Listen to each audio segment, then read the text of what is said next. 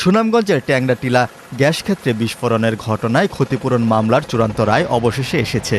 বিনিয়োগ বিরোধ নিষ্পত্তি সংক্রান্ত আন্তর্জাতিক সালিসি আদালতের রায়ে বাংলাদেশ 4 কোটি 20 লাখ ডলার ক্ষতিপূরণ পেতে পারে, যা বাংলাদেশি মুদ্রায় বর্তমান মূল্য 512 কোটি টাকার সমান।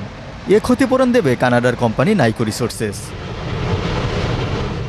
যদিও বাংলাদেশ সরকার ও বাপেক্স ট্যাংরাটিলা গ্যাস ক্ষেত্র বিস্ফোরণ ঘটিয়ে গ্যাস পুড়িয়ে ফেলা ও পরিবেশের ক্ষতির জন্য ক্ষতিপূরণ হিসেবে দাবি করেছিল 101 কোটি 40 লাখ ডলার, অর্থাৎ 12,371 কোটি টাকা।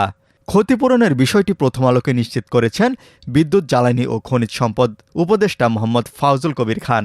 তিনি বলেন, ক্ষতিপূরণের খবর প্রাথমিকভাবে জানা গেছে, বিস্তারিত রায় দেখে পরবর্তী সিদ্ধান্ত নেওয়া হবে। সুনামগঞ্জের ছাতকে অবস্থিত ট্যাংরাটিলা গ্যাস ক্ষেত্র গ্যাস অনুসন্ধানের জন্য 2003 সালে নাইকোর কাছে হস্তান্তর করা হয়। তারা খনন কাজ শুরুর পর 2005 সালের 7 জানুয়ারি ও 24 জুন গ্যাস ক্ষেত্রটিতে দুটি মারাত্মক বিস্ফোরণ ঘটে। অগ্নিকাণ্ডের ফলে গ্যাস ক্ষেত্রে মজুদ গ্যাস পুড়ে যায় এবং আশেপাশের স্থাপনা ও সম্পদের ব্যাপক ক্ষতি হয়। এজন্য নাইকোর কাছে 746 কোটি 50 লাখ টাকা ক্ষতিপূরণ দাবি করে পেট্রোবাংলা। তা দিতে অস্বীকার জানায় প্রতিষ্ঠানটি। ক্ষতিপূরণ আদায়ের জন্য 2007 সালে বাংলাদেশের আদালতে মামলা করে পেট্রোবাংলা। পাশাপাশি বন্ধ করে দেওয়া হয় নাইকোর কাছে থাকা ফেনী গ্যাস ক্ষেত্রের বিল পরিশোধ। নাইকোর বিরুদ্ধে মামলা পরে হাইকোর্টে যায়। হাইকোর্ট বাংলাদেশে থাকা নাইকোর সব সম্পদ বাজেয়াপ্ত এবং সম্পাদিত চুক্তি বাতিলের নির্দেশ দেন।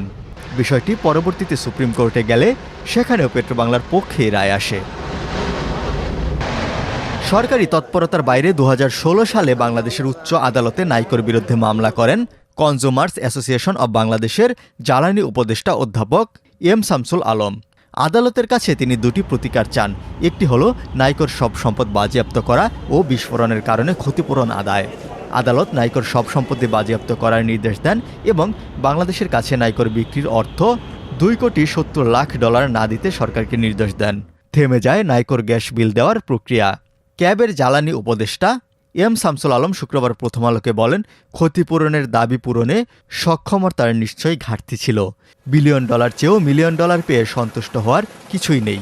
প্রকৃত ক্ষতিপূরণ আদায় করতে হবে।